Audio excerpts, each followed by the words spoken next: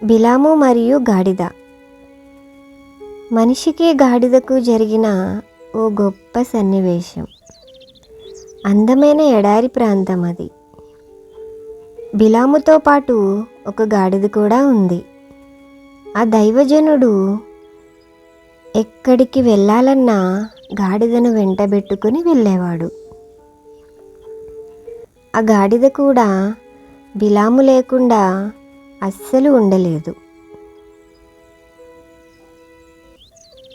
ఆ ప్రాంతంలో అందమైన గుడారాలు వేసుకొని నివసిస్తున్న ప్రదేశం అది. ఆ దైవజనుడు ఆ ప్రాంతంలో అనేక మందికి దేవుని మాటలు చెప్తూ ఉండేవాడు. ఆ దేశపు రాజైన బాలాకు దైవజనుడైన బిలాముకు ఒక లేఖ పంపించాలని ఆలోచన చేస్తూ ఉన్నాడు. అయితే బిలాము యథాప్రకారం తన ప్రజలకు వాక్యం బోధిస్తున్నాడు. ఆ దేశపు రాజు సైనికుడు వచ్చి బిలాముకు ఒక లేఖ ఇచ్చెను. ఆ లేఖలో ఆ దేశ సరిహద్దులలో ఇశ్రాయేలు ప్రజలు బస చేస్తున్నారు. ఆ జనసంఖ్యను చూసి భయము కలిగెను. ఎందుకంటే ఇశ్రాయేలీయుల పక్షమున ఉన్న దేవుడు గొప్పవాడు కనుక. నా నిమిత్తము నీవు వచ్చి ఇశ్రాయేలు ప్రజలను శపిస్తే నీకు బోలెడని బంగారము డబ్బు కానుకలన్నీ నీకే గాని చెప్పగా బిలాము వెళ్ళి ప్రార్థన చేస్తున్నాడు. అప్పుడు దేవుడు, బిలాము, ఇశ్రాయేలు ప్రజలను శపించవద్దు, వారు నా ప్రజలు, వారు ఆశీర్వదించబడిన వారు అని చెప్పెను.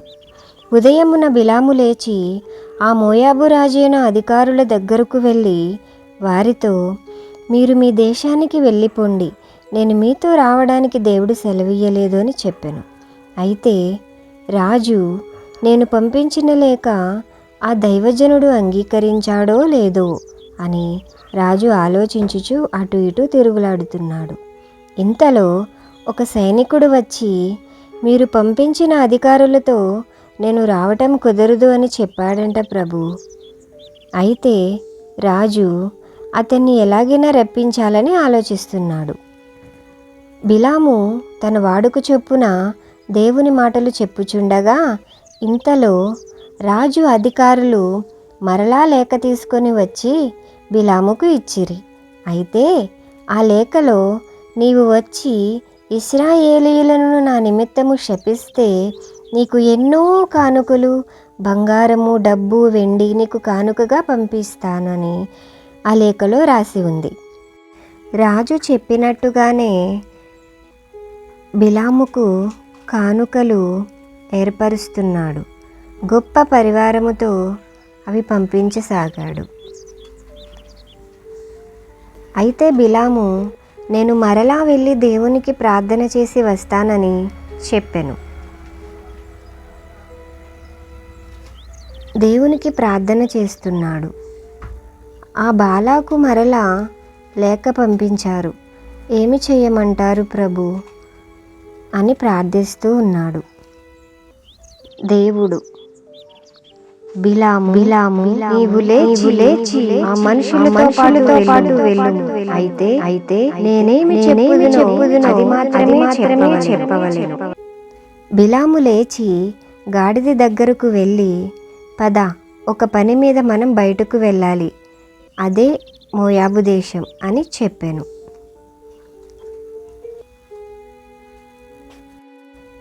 ఇంతలో ఒక ఎడారి ప్రాంతము నుండి ద్రాక్ష తోటలోనికి వెళ్ళారు.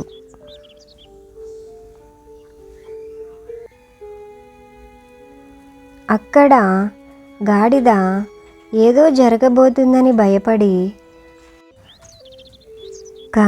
కంగారుగా పరుగులు పెట్టసాగింది.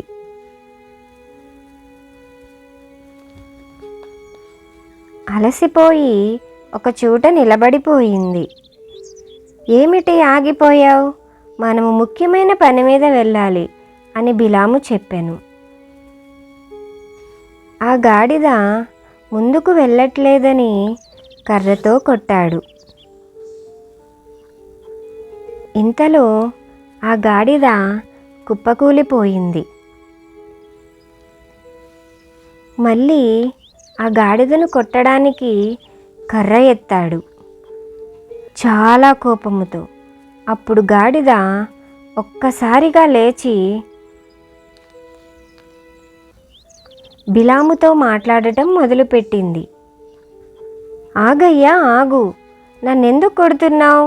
నువ్వు చెప్పినది ఏనాడైనా వినకుండా ఉన్నానా, చెయ్యకుండా ఉన్నానా అని చెప్పింది.